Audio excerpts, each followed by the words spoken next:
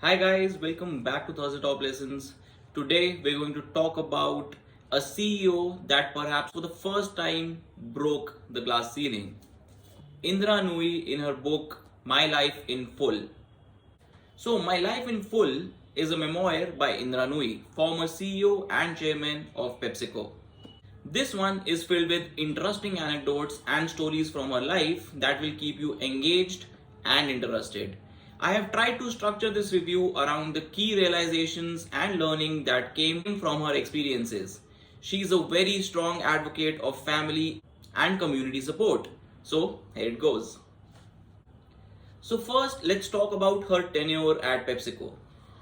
At the helm, her tenure lasted 12 years. So, total shareholder return in the 12 years between December 2006 and December 2018 totaled to 149%, beating the S&P 500 index, which was up 128%. The company returned more than $79 billion in cash to shareholders, with dividends alone growing by 10% every year. Market cap rose by $57 billion. 22 brands became billion-dollar brands from 17 when she took over. And the famous Madison Square Garden turned to Pepsi after 108 years with Coke. She says that they also had figured out how to make a bottle of Pepsi with fewer than 1.5 liters of water, down from 2.5 liters in 2007. She also says that we had converted a large portion of our fleet of trucks to hybrid, went solar in key manufacturing locations. Now let's talk about her take on family and community. She says that her youth was all about family. We thrive individually and collectively when we have deep connection with our parents and children and within larger groups, whether we are related or not. I believe that healthy families are the roots of healthy societies. I know family is messy with painful issues that cannot be reconciled. I think these situations are microcosms of what we face for the rest of our lives. And these situations teach us about the difficulties that we must navigate and accept. Globally, with a rapidly aging population and a real need to support young families, figuring out the best way to set up multi-generational cohabitation physically and practically is becoming urgent. Doing this well with inventive architecture and development and connected with the community infrastructure could be a boon. Here's her take on our surrogates. All those special people in our children's lives who support them, encourage them, and love them too have a profoundly important role to play for all of us. After all, it does take a village to raise a child. Here's her take on educating girls. She says that educating girls remains the bedrock of advancing women in our world. Although poverty, violence, and ancient male dominated cultures still stand in the way, the benefits are endless. Educated girls and women are healthier, contribute more to the paid economy, and have fewer children as teenagers themselves. They lead in their communities. Here's her take on India versus America. She says that at first I was aghast by my American classmates' relaxed approach to almost everything. And then I was in awe.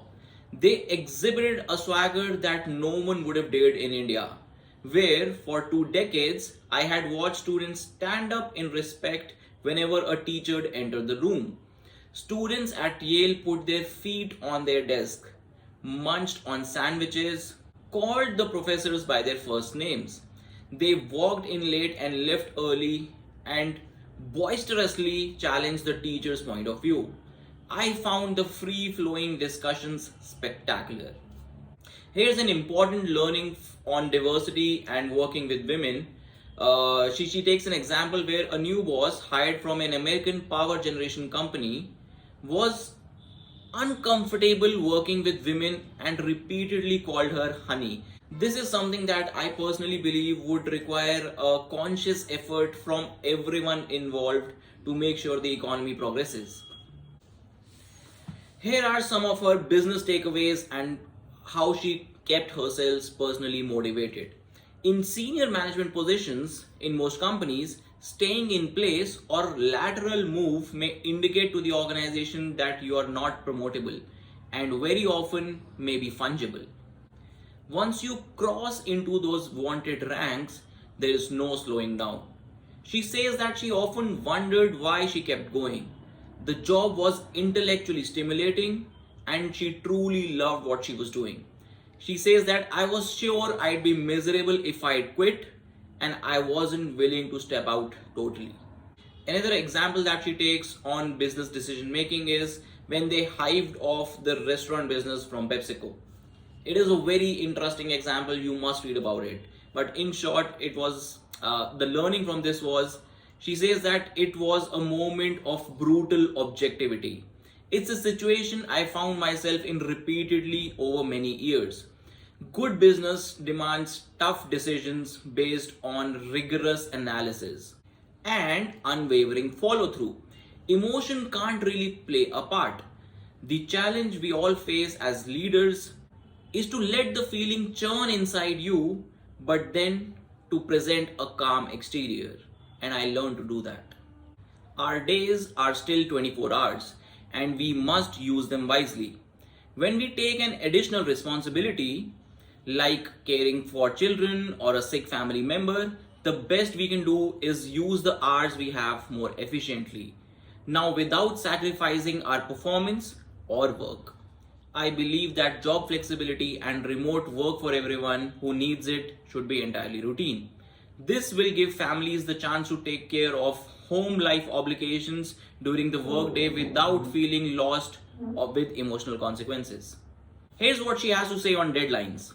Deadlines are incredibly important, but too often they are arbitrary.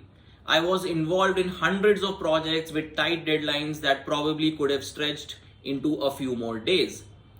Would that have made a difference to the project? Most of the time, no. Would that have made a difference to my colleagues' lives at home, as caregivers or as family members of their community? I think the answer is a resounding yes. Another example that she recalls is that no one else in her family called her to congratulate on her Padma Bhushan. The trappings of leadership in our world, money, travel, meeting famous and fascinating people, beautiful living and workspaces, become easy to adapt to and accept. But true leaders must keep their feet firmly rooted to the ground and focus on the responsibilities of the job. While she knew it all about the business and P&L of PepsiCo, she said the most important reason for her becoming the CEO was as follows. I was a dreamer and a doer, and I could paint a vivid picture of the future for PepsiCo and lead people to deliver on that vision. In retrospect, I understand why the board selected me as CEO, but I also had butterflies in my stomach. When I walked into the building as CEO on October 2nd, 2006, I had a strange feeling that many top leaders have tried to explain. I was it. Like in a game of tag, I felt like everyone was watching me and waiting for me to tell them what to do next. I was also an immigrant woman of color from a developing market taking over a very well-known American consumer products company, and that made me a curiosity. A senior New York journalist, warned her once. He said, I'd be the focus of attention for some time. The press would gleefully build me up as a brilliant, different, new CEO so that when my inevitable troubles come along, I'd have farther to fall. That's the game. Here's her take on diversity and inclusion. She says that diversity and inclusion are here to stay, and corporate leaders need to get used to the concept as a major business driver. Some senior managers talk about talent and then they say they look forward to the day when they don't have to worry about D&I because the problem is solved. I don't see this happening anytime soon. As long as we keep growing, competing, and moving towards the idea that economy belongs to everyone, we will be working on this. No top leader memoir ends without their interaction with Steve Jobs. So she also met Steve Jobs and she describes it as follows. They talked about a few brands and reducing sugar and salt levels. Then we talked about design. For 2 hours, I soaked up Steve's thinking about injecting great, authentic design into a company's product and culture. Design was how Steve lived and how he thought. Design is embedded in innovation from the start, he said, and can't come in the end. At Apple, design was everything. Apple is an experience. Users didn't see the product, he said. They were romanced by it. Design is emotional, it captivates. If you don't show CEO support, don't bother starting on the design journey. And that is why she sort of hired Mauro Porcini to head design at PepsiCo. Now, finally, in her exit note, she said that finally think hard about time. We have so little of it on this earth. Make the most of your days and make the space for loved ones who matter most. Take it from me. I've been blessed with an amazing career, but if I'm being honest, there have been moments I wish I'd spent more times with my children and family. So I encourage you to be mindful of your choices on the road ahead. So thank you so much for watching. Please share your feedback in the comment section below. And please do like and share this video and subscribe to the channel.